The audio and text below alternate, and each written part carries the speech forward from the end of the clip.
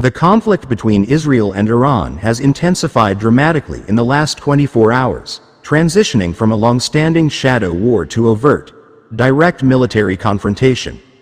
Timing. The operation commenced in the early hours of Friday, June 13, 2025, local time in Iran, and continued with additional strikes throughout the afternoon and evening. Objectives. Israel stated its multi-pronged objectives were: decapitation strike, aimed at the leadership of Iran's military and nuclear program; disruption of nuclear infrastructure, specifically targeting uranium enrichment and potential weaponization efforts; degradation of ballistic missile capabilities, targeting production and storage sites; targeted locations in Iran, nuclear facilities. Natanz, Iran's primary uranium enrichment facility in Isfahan province, was a major target. Israeli officials claimed significant damage to its underground structures, including a multi-story enrichment hall with centrifuges, electrical rooms, and supporting infrastructure. The IAEA confirmed the presence of radiological and chemical contamination inside the facility, though stated it was manageable. Fordo. Reports and footage suggest this underground nuclear site was also hit. Iranian state media claimed limited damage. Isfahan. Other nuclear research centers in the region were also reportedly targeted. Military installations, IRGC headquarters and bases. Strikes targeted the headquarters of the Islamic Revolutionary Guard Corps, IRGC, and other military bases, particularly around Tehran and Kermanshah, where an underground ballistic missile facility was reportedly hit. Air bases. Israel claimed to have destroyed several Iranian air bases. Surface-to-surface missile array. Dozens of launchers and storage sites for surface-to-surface missiles were reportedly destroyed. Radar and air defense systems. Numerous radar installations and surface-to-air missile launchers in western Iran were hit. Residential areas. Iran's UN envoy claimed that Israel's strikes also hit civilian areas, stating that residential buildings in Tehran and other cities were affected. Footage from Tehran showed explosions and damaged buildings. Tasnim news agency reported over 50 people, including women and children, injured in Tehran's northern district of Tajrish due to the strikes. Assassinations and casualties. Iranian figures. Confirmed deaths. Iran has confirmed the deaths of Hossein Salami, Commander-in-Chief of the Islamic Revolutionary Guard Corps (IRGC), Mohammad Bagheri, Chief of Staff of the Iranian Armed Forces, though initial Iranian state media denied this, semi-official Fars news agency later corroborated. Gholam Ali Rashid, Commander of Qatam al-Anbiya Central Headquarters. Amir Ali Hajizadeh, IRGC Aerospace Force Commander, reportedly killed in a strike on an underground command center that also killed much of the IRGC Aerospace Force's leadership. Dawood Shakian, IRGC Air Defense Unit Commander. Taher Pour, IRGC Drone Unit Commander. Faredoon Abbasi Davani and Mohammad Mehdi Taranchi, prominent nuclear scientists. Tasnim news agency later reported 4 more scientists were killed. Esmail Khani, Quds Force Commander, reported by the New York Times. Injuries. Ali Shamkhani, a senior advisor to Ayatollah Ali Khamenei, was critically injured and later reported by Noor News to have died of his injuries. Overall casualties. Iran's claim. Iran's UN envoy stated that 78 people were martyred, and over 320 injured, mostly civilians. Fars news agency provided unofficial statistics of more than 70 killed and over 320 injured. Some reports later updated the death toll to at least 90. Military assets used by Israel.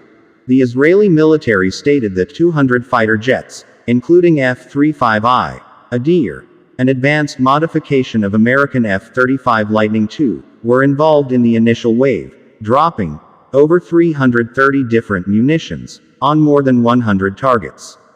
All Israeli pilots reportedly returned unharmed. Iran's Operation True Promise 3, full details. Timing. Launched on the evening of Friday, June 13, 2025, within hours of Israel's initial attacks. Nature of attack: a large-scale, coordinated drone and ballistic missile assault. Drones: over 100 drones were launched in the first wave. Ballistic missiles: over 150 ballistic missiles were fired in 2 distinct waves. Iran's state TV reported, a new round of Iranian missile attacks on the Zionist regime begins from Tehran and Kermanshah. Targets in Israel: Iran confirmed it targeted dozens of Israeli military sites and airbases. Tel Aviv: several missiles impacted Tel Aviv, with damage reported in the Ramat Gan area. Buildings were damaged or on fire. Jerusalem: explosions and the sound of possible intercepts were heard over Jerusalem. Negev region: 2 aerial threats were intercepted over the Negev. Eilat: sirens sounded due to suspected hostile aircraft infiltration, and an aerial target launched towards the city was intercepted. Impact and casualties: Israel. Injuries: Megan David Adam reported at least 63 Israelis injured, with 1 critically and 1 seriously. Ichilov Hospital in Tel Aviv treated 7 people from the second barrage, mostly with light injuries.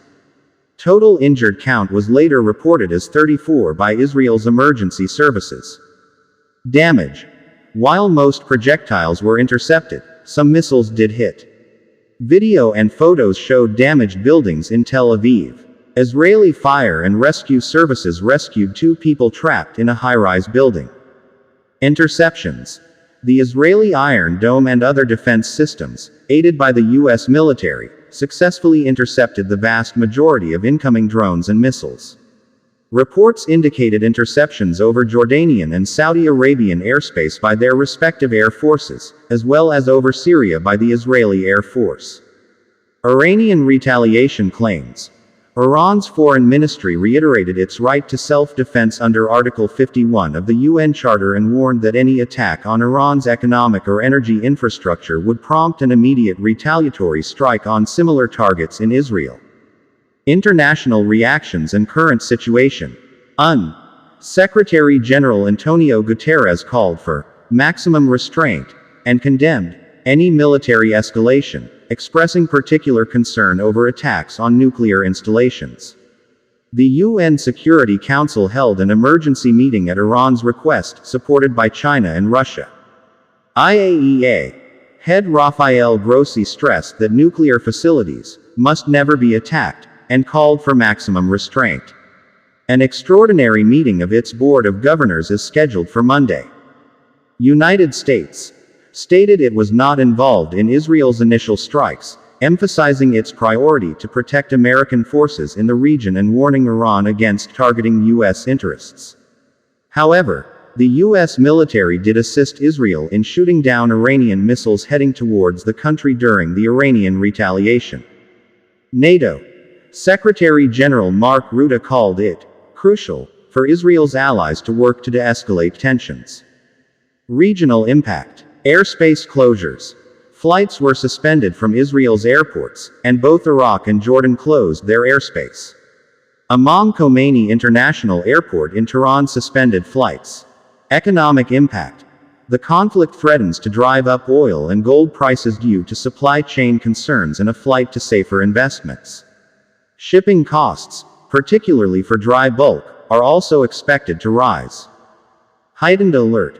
The New York City Police Department deployed additional resources to Jewish and Israeli sites. China advised its citizens in Iran to remain alert. Israel's stance. Prime Minister Netanyahu stated the operation would continue for as many days as it takes to remove this threat, and warned Iranian citizens that Israel's actions were to thwart the Islamic regime's nuclear and ballistic missile threat, hoping to clear the path for you to achieve your freedom. Iran's stance. Maj General Mohammad Pakpour, the newly appointed IRGC commander, vowed to open the gates of hell. Iran's UN envoy condemned the U.S. as complicit in the Israeli attacks. Air defense systems remain active in Tehran. The situation remains highly volatile, with both sides having delivered significant blows.